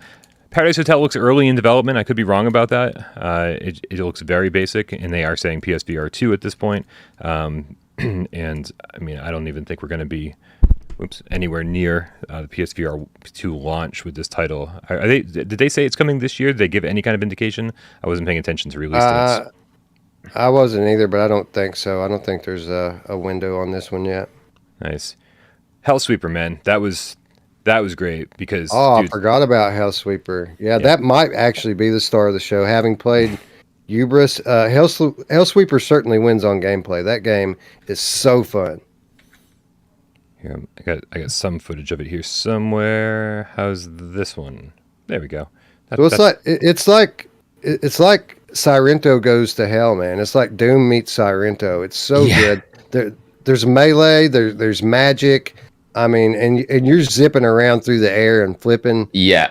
It's amazing, dude. It's really good. All right. This is this as good as Sirento was on PSVR 1, they did an amazing job converting it for the move controls, really making you feel like you could run on walls and triple jump and backflips and side flips and all sorts of crazy shit. They really took off the training wheels when it came to VR immersion. They killed it, man. They absolutely killed it. However, visually, it looked like a PlayStation 2 game. Like it did not look very good on PSVR, even if you were on a Pro or PS5. And so I'm actually kind of okay that they're holding off for PSVR 2 on this one, because maybe we'll get like the nice super high res over the top PC conversion for PSVR 2, because it's nice to do triple flips and back flips and wall runs and everything. But if it looks like a PS2 game, you're like, okay, yeah. I was interested to hear that they're doing external publisher on that one instead of publishing it themselves. I think they said that, was it Vertigo that was publishing that? Yeah, I don't know. That's a good question. They mentioned it. They mentioned it during the thing. I think it was Vertigo. There's such hype for this game already. I don't feel like they really need a publisher. Not that I'm well versed on everything a publisher does. I'm right. Sure that Vertigo's going to earn their money, but. Yeah, really looking forward to that one. Nice. Of course, we had Aspire 2. I was saying some negative things about Aspire 1 during that segment. It launched in a terrible state on PSVR, but then it got fixed. And then once we didn't have to use the blinders and they fixed some of the control prompts and all that other stuff, then we realized that it was just a really bland game.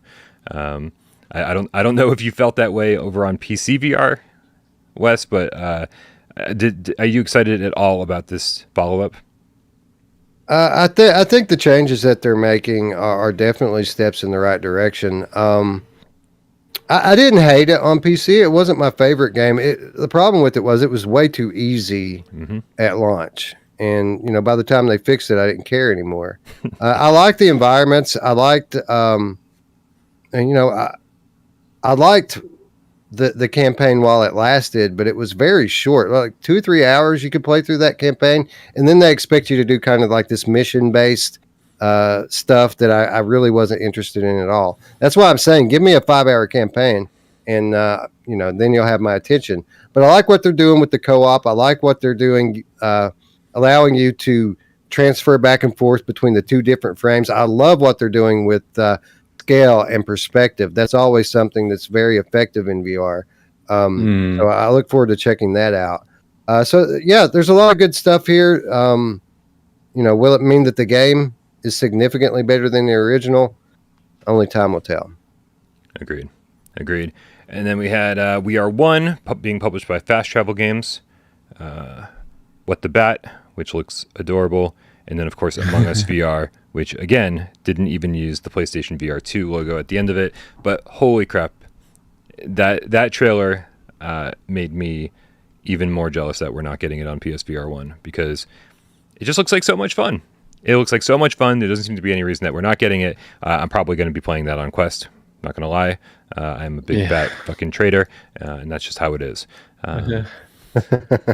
And was it true that the first trailer for Among Us had the PSVR logo, and then they PSVR 1 logo? Yep. Yeah, it did, didn't it? Yeah. And then they just quietly removed that and said that, and they said they will have. Here, I think I've got that teaser right here. Quietly said it'll be available for launch PSVR 2. So I will say, after going through all of those, again, I stand by what I said. Putting all of these games together into one big 45-minute showcase and making it and just kind of showing one cartoony game after another, it really does make me that much more excited that PSVR 2 is coming. But the games themselves look decent, look good, and I hate that because they all sort of look the same and they're all sort of being held back for the same reasons, that they're going to get, a lot of them are going to get lumped in together and they're going to get forgotten about and overlooked because they just look like the last game that came out. I do think that a lot of these games, if not all, are going to end up on PlayStation VR 2. But these are going to be the filler games between the big, amazing games that we're going to be getting. And so I don't think there's anything wrong with that. I love indie titles, and I really do hope that all these titles find success, all these developers find success, not just on Quest but also on PSVR 2, and then the industry grows together, right? Yeah. One more thing, I'm not sure that you mentioned, and maybe you did. Maybe I just missed it. Gambit. Missed it. Oh yeah, I didn't say Gambit.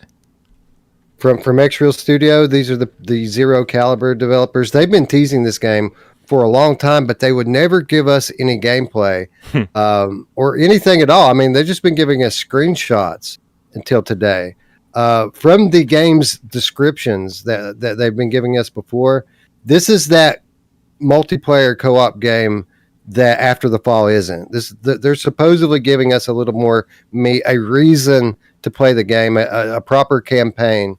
And for no other reason than that, I'm excited for this. And you know, with Zero Caliber, they've showed us the ability to put together some amazing and unique gunplay mechanics. I'm really excited for Gambit, and I have been for a while. I'm glad we got to see something from it today. Yeah, I'm really curious to see how that PSVR port of Zero Caliber is coming along, because that's the only thing I could think of. They're like X-Real, and I was like, where's our game? No, nothing. All right. Yeah, Gambit. I'll be playing Gambit on PSVR 2, I'm sure. So yeah, for sure. All right, gentlemen. Well, thank you so much for hanging out and watching the show with me. Thank you all the cats out there for hanging out and watching the show. This is not the last live stream you're going to be seeing us on today. I think this exact team will be back later today. There's Jeff Keighley's Summer Game Fest that's kicking off at 2 p.m. Eastern today, and we're going to be starting that off at 1:30 p.m. Eastern. That's going to be for our 30-minute pre-show, where we're going to do a lot more speculating. We're going to be I think we're going to have some loftier expectations for Jeff Keighley's show than we do for the Upload show, but of course it's going to be a lot of flat screen stuff too. So for all you guys looking for some PSVR 2 announcements, some PSVR 2 logos, there might be some downtime, so make sure you order your pizzas, brew your coffee. Let's just be honest, get fucking drunk, right? Take the day off from work, put your feet up, and let's hang out together and have a big old fashioned Game Cat snorgy. It's going to be really good. I've ordered my pizza and it's ready to pick up in 15 minutes. So I'm super happy. And also there's a major Sony leak that's on Twitter at the moment. I didn't know if I would mention it here, sort of as a spoiler. Jason Schreier, it was actually something that got reported the other day, but it wasn't that credible. Mm-hmm. But basically on PlayStation Direct, they've leaked the Last of Us Part 1, the remake, is coming to PS5 only on September 2nd. And there's actually some screenshots that have just come through. We can talk about this actually in the sort of build up. But yeah, look on Twitter, I've retweeted some. It looks beautiful, and the quote from the game page, which we'll end on as a little teaser for our next live show, it says, "Enjoy a total overhaul of the original experience, faithfully reproduced, but incorporating modernized gameplay, improved controls, and expanded accessibility options, plus feel immersed with improved effects and enhanced exploration and combat." I know not all The Last of Us fans feel this way, but I'm really excited for it. And I think that with the release of the HBO series, they just want parity between Part 2 and Part 1. Yeah. I hope this means that a Part 2... I know they've sort of done a PS5 upgrade, but hopefully they actually do a proper PS5 version, and maybe that will come out when Factions is announced at some point as well. But yeah, this is really cool. And yeah, I would love there to be a PSVR 2, The Last of Us game. And this doesn't necessarily mean there won't be, but Naughty Dog are juggling a lot at the moment. They've got this remake they've been working on, which initially wasn't their idea. It was something that they took on board.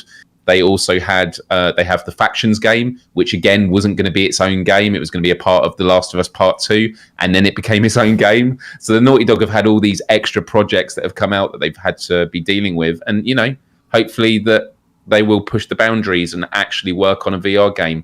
I can't imagine that Naughty Dog aren't working on a VR game of some kind. They're a PlayStation first-party studio. Yeah. They've always pushed the boundaries of what can be done on those platforms, and they've got some fantastic IPs that people would love to experience in the VR world. So we'll just have to wait and see. But this is a kind of a nice thing to mull over until we tune back on in, an hour and 15 minutes time. Yeah, I'm still banking on it, man. Like, there's no reason for. I mean, yes, because of the HBO series, fine, but I'm still banking on this one having PSVR 2 support. I do think this has just sort of been something that's been kicking around Sony for a while, where they've been like, hey, let's get some first-person PSVR 2 modes, hybrid games, blah blah blah, the whole thing, and I'd be surprised if, because again, Last of Us was the tail end of the PS3 generation. It already got remastered for PS4. If you're gonna make it again, you might as well do something special with it, and I'm sure they're doing something special with it. But it'd be nice to see if it was really, really special.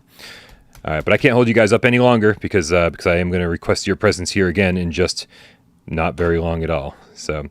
Thank you to all the cats who hung out and contributed in the chat and funded my pizza purchase today. Thank you, Miles. Thank you, Wes. Make sure you subscribe to those gentlemen over at their respective YouTube channels, Miles Dyer and Virtual Strangers. We love you guys so very much. We love all of you guys out there, and we'll see you, just way, way too soon from now. Bye. Yeah, see you guys soon. Have a good break.